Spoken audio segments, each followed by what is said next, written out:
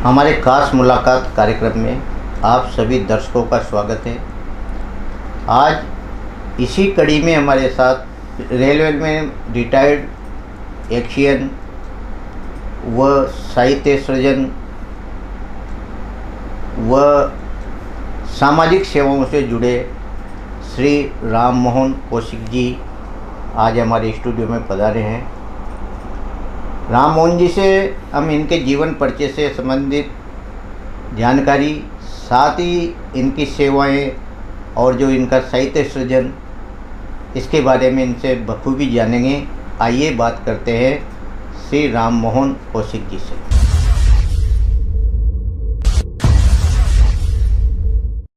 कौशिक जी, आपका हमारे स्टूडियो में बहुत बहुत स्वागत है। नमस्कार जी। कौशिक साहब, आप अपना जीवन परिचय हमारे दर्शकों को दें और आप साहित्य सृजन से भी जुड़े हुए, सामाजिक सेवाओं से भी आप जुड़े हुए हैं, हमारे दर्शकों को बताएं। सबसे पहले सभी दर्शकों को नमस्कार।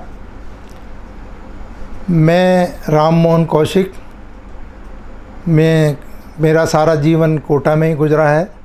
कोटा पॉलिटेक्निक से मैंने इलेक्ट्रिकल इंजीनियरिंग में डिप्लोमा किया था। उसके बाद मैं रेलवे में लग गया। रेलवे में मैंने रेल पथ निरीक्षक के पद पर अपनी सेवाएं प्रारंभ की और धीरे धीरे प्रगति करते हुए मैं अधिकारी वर्ग में पहुंच गया और मैं 2016 में एक्शियन के पद से सेवानिवृत्त हुआ। रेलवे में कार्य करते हुए मैंने क्षेत्रीय प्रशिक्षण केंद्र में पढ़ाने का काम किया। 1998 से 2005 तक वहाँ मैं अपने साथियों को, जो मेरे बराबर ही काम करते थे, उनको पढ़ाया करता था। उदयपुर में मुझे बहुत अच्छा शौक़ लग गया। मैं लिखता था। प्रतिदिन मैं कम से कम 20 से 25 पेज लिखता था और जितनी भी अंग्रेजी की किताबें थी उनको अपने शब्दों में लिखना, समझने के बाद, और उसको दूसरों को देना। फ़ोटोकॉपी करा के लोग ले जाते थे और बड़े लाभान्वित होते थे। इसी विधा के साथ में चलते हुए रेलवे में जब अधिकारी वर्ग के लिए चयन परीक्षा हुई तो मैंने 80% से अधिक अंक पाकर आउटस्टैंडिंग पाया, जिसमें मेरा सिलेक्शन हुआ और मैं सहायक मंडल इंजीनियर के पद पर कोटा में ही पदस्थ हुआ। रेलवे में कार्य करते हुए मेरी कई विधाएं थी जिनको मेरे अधिकारी वर्ग बहुत सराहा करते थे। मैंने जो अंडरपास होते हैं, करीब अपने पूरे जीवन काल में 100 से ज़्यादा अंडरपासों को डाला है। बहुत खूब। और मैं, हमारे यहाँ पर एक इंस्पेक्शन होता था वार्षिक, उसके अंदर जो भी स्पॉट इंस्पेक्शन के लिए दिए जाते थे उनको मैं 2 से 3 दिन में बहुत बढ़िया स्तर पे पहुँचा देता था। बहुत सारे फ़ोटोज़ भी हैं उसके, और मेरे को इस काम में लगाया जाता था। जब मैं सेवानिवृत्त हो गया, सेवानिवृत्ति के बाद 2016 में मैं अपने घर पे था और हमारे जो इंजीनियरिंग के लोग हैं वो रिटायरमेंट के बाद भी बहुत दूसरी जगह काम करना पसंद करते हैं क्योंकि आर्थिक लाभ मिलता है। मैंने इसको अपने जीवन का हिस्सा नहीं बनाया और मैं अपने दूसरे कामों में लगा रहा। 2020 में जब कोरोना आया, कोरोना के बाद जब कोरोना पीरियड चालू हो गया था तो मैंने ये सोचा कि क्यों ना कोरोना में बैठ के मैं उस क्षेत्रीय प्रशिक्षण केंद्र का जो अपना अनुभव है उसका उपयोग करूं। तो मेरे दिमाग में एक बात आई, मैं शेयर कर रहा हूं यहाँ पर। अमिताभ बच्चन का एक प्रोग्राम आया, कौन बनेगा करोड़पति, और सोनाक्षी सिन्हा जब बहुत छोटे से प्रश्न का उत्तर नहीं दे पाई तो मुझे लगा कि ये व्यथा हमारे सभी बच्चों की है। बिल्कुल सच है। मैंने उसी दिन से ये ठान लिया कि मैं बच्चों के लिए व्यवहारिक ज्ञान की एक पुस्तक लिखूंगा और वो पुस्तक मैंने लिखना प्रारंभ किया। उस पुस्तक में मैंने स्टार्ट किया, जैसे मान लीजिए 12 खड़ी। बच्चों को बोला जाए 69 किसे बोलते हैं तो बोलते हैं कि अंग्रेजी में बताओ। अपनी जन्मतिथि से अपनी उम्र नहीं निकाल पाते हैं।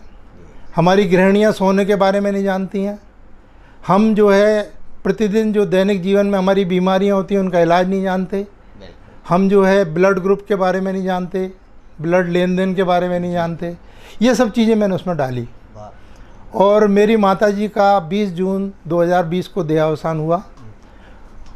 उनके बाद मैंने इस पुस्तक को बनाया, छपाया, और इस पुस्तक को बनाकर मैंने जो है अपने पिताजी से इसका विमोचन कराया। ये पुस्तक मैंने जब सबको बांटी तो सबको बहुत अच्छी लगी और लोगों ने बहुत सराहा। कई लोगों ने तो इसको रखा अपने पास में कि हमारे जीवन में कोई दिक्कत होती है तो हम इसको रेफ़र करते हैं।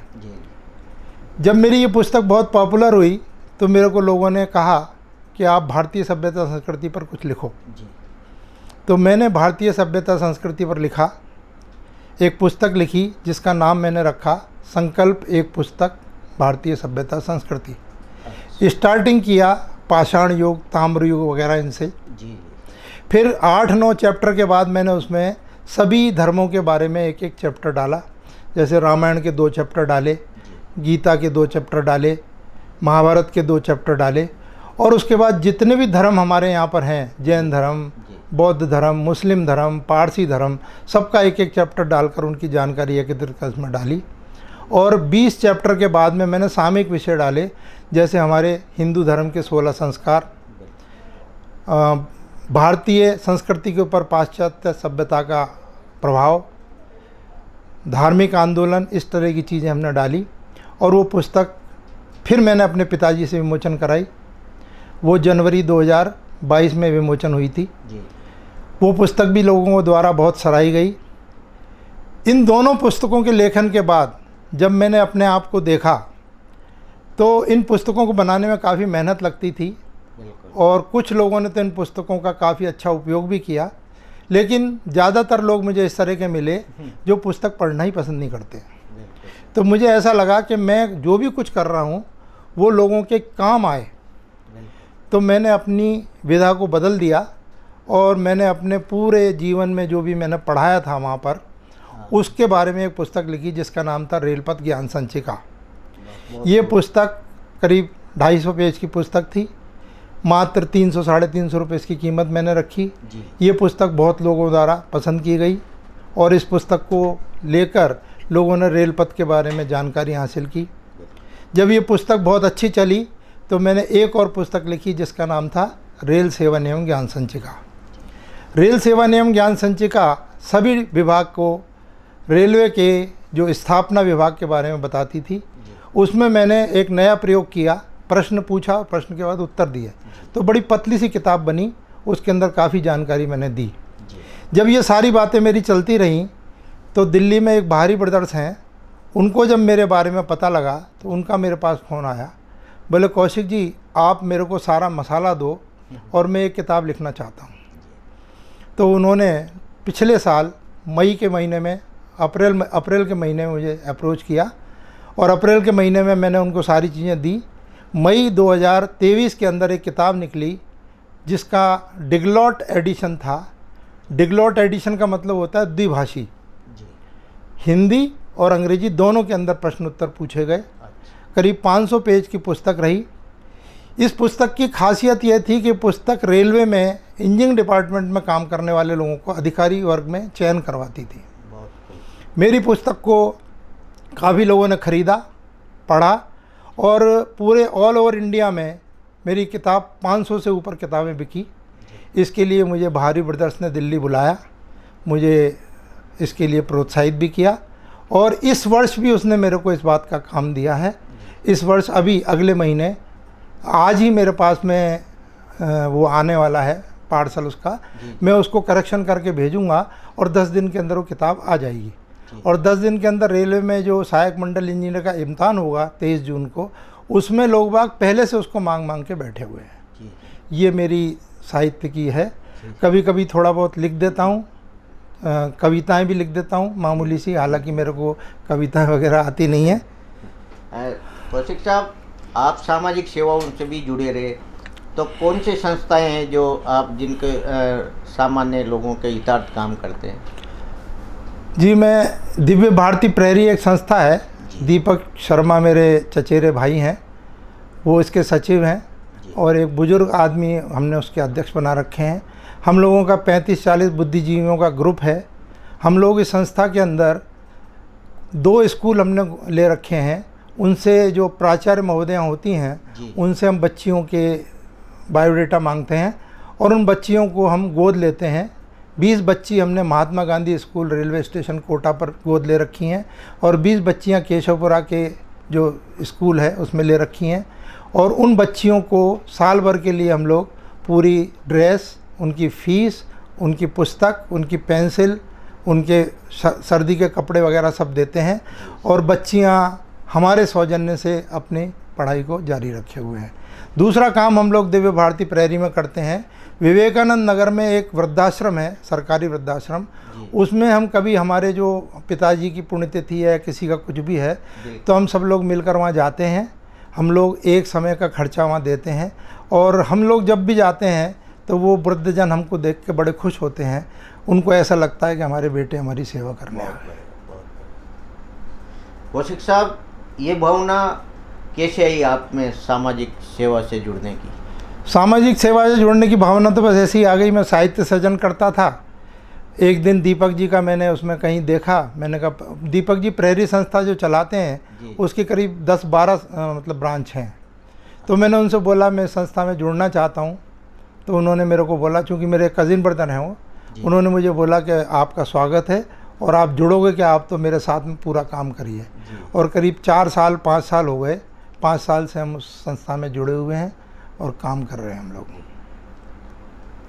कौशिक साहब, आपने कविताएं भी लिखना शुरू करी और किन की प्रेरणा से आप इस साहित्य सृजन से जुड़े? प्रेरणा तो जैसा मैंने आपको बताया, सबसे बड़ी प्रेरणा तो थी कि मैंने जो है बच्चों के लिए कुछ लिखना चाहा और अभी भी मैं प्रयास कर रहा हूँ कि बच्चों को कुछ ना कुछ देता रहूँ। लेकिन कविता सृजन की प्रेरणा मुझे उस दिन मिली जब मेरी माताजी देवलोक गमन गई थी 20 जून को। उसके बाद मैं बाहर सवेरे 5 बजे उठ के बैठा था तो मेरे दिमाग में 2-3 पंक्तियाँ आ गई। मैंने फटाफट कलम उठाई, कागज़ उठाया और उनको बना लिया। वो कविता मैंने अपनी ज्ञान गंगा पुस्तक में भी लिखी है। पूजनीय माताजी स्वर्गीय मुन्नी देवी जी, जिनका निर्वाण 16 जून 2020 को हुआ था, उनके लिए मैंने एक कविता लिखी, मेरी माँ। सुनाइए। माँ सफ़र पूर्ण अब तेरा, तुम बिन सफ़र अधूरा मेरा। तेरे प्रेम की थी जब छाया, सुख परम सभी ने पाया। अब ना होगा छाँव का घेरा, तुम बिन सफ़र अधूरा मेरा। तेरे आंचल तले बड़े हम सबके दूर किए गम। अब ना होगा आंचल तेरा, तुम बिन सफ़र अधूरा मेरा। भाई बहन और पिता का मेरा, हम सब का ध्यान था तेरा। मैं फ़र्ज पूरा करूँगा तेरा, तुम बिन सफ़र अधूरा मेरा। बड़ी दूर तक साथ चली तुम, बीमारी से भी खूब लड़ी तुम। 5-6 महीने तक बहुत बीमार रहीं। तोड़ न सकी तुम मौत का घेरा, तुम बिन सफ़र अधूरा मेरा। तुम यादों में सदा रहोगी, तुम सपनों में बात करोगी। मैं न भूलूँगा चेहरा तेरा, तुम बिन सफ़र अधूरा मेरा। कौशिक साहब, बहुत अच्छी कविता आपने सुनाई। आप क्या मानते हैं कि आप साहित्य सृजन आपका अनवरत जारी रहेगा या कलम थाम देंगे? नहीं जी, मेरा साहित्य सृजन अनवरत जारी रहेगा। मेरी ये कामना है कि मैं ज्ञान का संचय करूं और ज्ञान का संचय कुछ लोगों तक पहुंचाऊं। अभी वर्तमान में मैं सामान्य ज्ञान की एक पुस्तक लिख रहा हूं, वो हिंदी में लिख रहा हूं। उसमें मल्टीपल चॉइस क्वेश्चंस आंसर हैं और सभी विषय में मैं उनको ले रहा हूं। और वो किताब मेरी, मैं प्रतिदिन लगभग 10 से 12 पेज लिखता हूं। अपने हाथ से लिखता हूं और इंक पेन से लिखता हूं और अभी वो चालू है। और ये सब ख़त्म होने के बाद भी ज्ञान से संचय के संबंध में जो भी चीज़ें होंगी मैं ज़रूर दूंगा। कौशिक साहब, एक कविता आप और पढ़ी है हमारे दर्शकों के सामने। एक कविता सामयिक विषय पर बता रहा हूँ और सामयिक विषय है कोटा कोचिंग। कोटा कोचिंग में हमने देखा कि बहुत सारे बच्चे सुसाइड कर रहे हैं और अपनी जीवन लीला समाप्त कर रहे हैं। उसके लिए मैंने एक कविता लिखी थी, कोटा कोचिंग। कोटा कोचिंग में पढ़ रहा क्या आपका बच्चा, ध्यान रखें आप उसका, कभी दे ना जाए वो आपको गच्चा। यदि पढ़ेगा तो बनेगा इंजीनियर या डॉक्टर, नहीं तो लगवा देगा वो आपको उल्टे चक्कर। यहाँ मैराथन दौड़ सी चलती है पढ़ाई, यदि बच्चा थोड़ा भी ठिठका तो उसने मुँह की खाई। माता पिता भी सोचें क्या कोचिंग ले पाएगा आपका बच्चा, ध्यान रखें आप उसका, कभी ना दे जाए वो आपको गच्चा। पढ़ाने वालों के यदि साथ चल सके तो पार है पाई, पढ़ ना सको तो वापस घर लौट लो मेरे भाई। माँ बाप बच्चे को पाल कर देख रहे हैं सपने और लगा रहे हैं पैसा, पर ध्यान रहे आप उसका, कभी दे ना जाए वो आपको गच्चा। दैनिक जांच कर पता लगाएं क्या उसका उद्देश्य है सच्चा, ध्यान रखें आप उसका, कभी दे ना जाए वो आपको गच्चा। बच्चे भी, बच्चों के लिए भी है, बच्चे भी सोचें कि वो क्या यहाँ पर करने को आए। सदैव ध्यान रखें कि माँ बाप का सपना टूट न जाए। जीवन अति अनमोल है, ध्यान रखें हम यह सब रखना ध्यान, कहीं रूठ न जाए हमसे हमारा रब। ध्यान रखें आप, कभी न दे जाए वो आपको गच्चा। बच्चा जो कोचिंग में पढ़ता वह भी रखे ध्यान, माता पिता की चाहतों का करे पूरा सम्मान। जीवन में कुछ बनना है तो लगन पर लगाओ ध्यान। ध्यान रखें कोटा कोचिंग में पढ़ रहा है यदि आपका बच्चा, ध्यान रखें आप उसका, कभी दे ना जाए वो आपको गच्चा। वाह, बहुत बढ़िया कविता कौशिक साहब आपने सुनाई।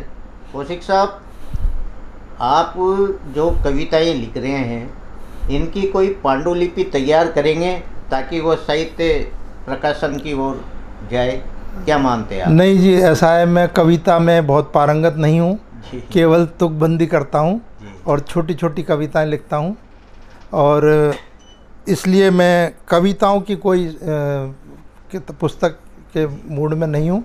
मेरा एम बिल्कुल क्लियर है, ज्ञान का संचय करना और ज्ञान का संचय करके उन लोगों में देना जिनको उस संचय की आवश्यकता है। कौशिक साहब, और भी किताब, ज्ञान संचय की किताब आप लिखते रहेंगे, क्या मानते हैं भविष्य में? हाँ, मैं सामान्य ज्ञान की मेरी पुस्तक अगर हो जाएगी तो मैं ज्ञान संचय की कुछ पुस्तकें और भी लिखूँगा। पुस्तक लिखने से पहले मैं सोचता हूँ कि जिस पुस्तक को मैं लिख रहा हूँ किस वर्ग के लिए काम आएगी और उस वर्ग के लिए कितनी उपयोगी होगी। हालांकि एक बहुत कड़वी बात है, आजकल हमारे बच्चे पढ़ना नहीं चाहते। बिल्कुल। और बच्चे को किताब दे भी दी जाए तो वो इधर उधर रखते हैं। बच्चे क्या, बड़े भी नहीं पढ़ना चाहते। मैंने जितनी भी पुस्तकें लिखी हैं कई लोगों को फ्री दी हैं, और जब उनसे 1 महीने 2 महीने बाद पूछा है तो वो बोलते हैं कि बोले अभी तो हमें फुर्सत ही नहीं मिली पुस्तक पढ़ने की। ये अच्छी बात नहीं है। हम अगर पुस्तक पढ़ते हैं तो हमारे को ज्ञान होता है। मैं आपको एक बहुत छोटा सा उदाहरण देता हूँ। सामान्य ज्ञान की पुस्तक लिख रहा हूँ, लिखते लिखते एक विषय मेरे साथ में आया, मैंगो शावर किसे कहते हैं। तो मैंने पढ़ा और पढ़ने के बाद उसके प्रश्न भी बनाए और उसके बारे में जाना भी। बंगलौर में मेरा भतीजा काम करता है मल्टीनेशनल कंपनी में। मैंने उसको फ़ोन किया, बंगलौर में रहता है वो।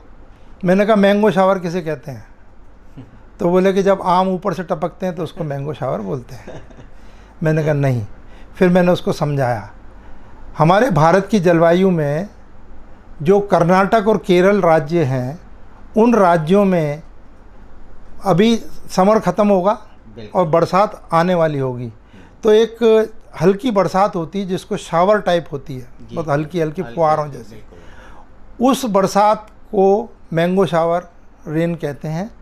और उस बरसात को मैंगो शावर रेन इसलिए कहते हैं कि उस बरसात के बाद में जो भी कर्नाटक में आम के पेड़ होते हैं वो आम पकने लग जाते हैं और बड़े रसीले और रस भरे हो जाते हैं, इसलिए इसका मैंगो शावर नाम रखा गया। बहुत खूब जानकारी आपने कौशिक साहब दी। आज के बच्चे वास्तव में पढ़ना कम चाहते हैं, ये बात सही है आपकी। और आप ज्ञानवर्धक पुस्तकें आज के प्रतियोगी परीक्षा के लिए लेके भी आ रहे हैं, बहुत अच्छा आपका प्रयास है। आपको रेलवे में रहते हुए कोई पुरस्कार या कोई सम्मान आपको मिला हो? जी हाँ, रेलवे में जब मैं सहायक मंडल इंजीनियर के पद पर काम करता था, जैसा कि आपको मैंने पूर्व में ही बताया, मैंने 100 से ज़्यादा लिमिटेड हाइट सबवे डाले। तो मैं शाहजहाँपुर में था, मक्सी एक जगह है उज्जैन के पास, वहाँ मैंने एक साल में 17 लिमिटेड हाइट सबवे डाले थे। उसके लिए मुझे महाप्रबंधक पुरस्कार मिला था, और उसके बाद भी हर साल मुझे मुख्य इंजीनियर पुरस्कार मिलते रहे। और जहाँ पर भी मैं काम करता था वहाँ मेरे उच्च अधिकारियों में मेरी बहुत पूंछ थी, और वो सब मेरे को इस तरह से लेते थे जैसे हम कभी टीम बनाते तो सचिन तेंदुलकर को अपनी टीम में चाहते हैं। ये थे हमारे साथ रेलवे के रिटायर्ड इलेक्शन व साहित्य सृजन में भी इनकी अभिरुचि है, और रेलवे में प्रति ज्ञान संचय की कई पुस्तकें इन्होंने लिखी है, और आगे अनुरोध भी ये लिखते रहेंगे। और सामाजिक सेवा से भी इनका काफ़ी जुड़ाव है। आज ये हमारे स्टूडियो में पधारे, आपका बहुत बहुत धन्यवाद। नमस्कार, मैं दिनेश गौतम जी का और एसटीएन परिवार का आभार व्यक्त करता हूं, जिन्होंने मुझे ये अपनी सारी बातें बताने के लिए स्थान दिया, और मेरी सारी बातें आप लोगों को जानकारी के लिए मिलेंगी। मैं सभी दर्शकों के लिए एक बार पुनः नमस्कार।